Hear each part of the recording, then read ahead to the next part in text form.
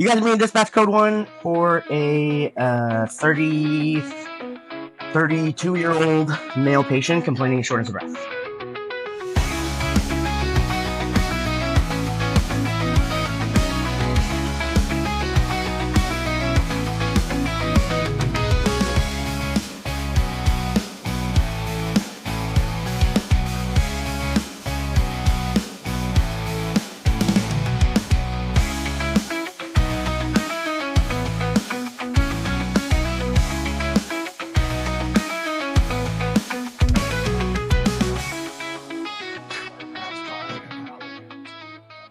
Yeah, he says usually it's just situational. Okay. He doesn't have to take them every day, but today the smoke aggravated it and he didn't have them with him.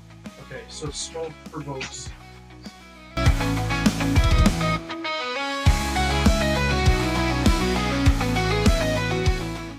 Once every couple months. Once every couple months? Something like that, yeah. Okay, and I don't know if I asked you, but do you know what medication you get? How you feeling?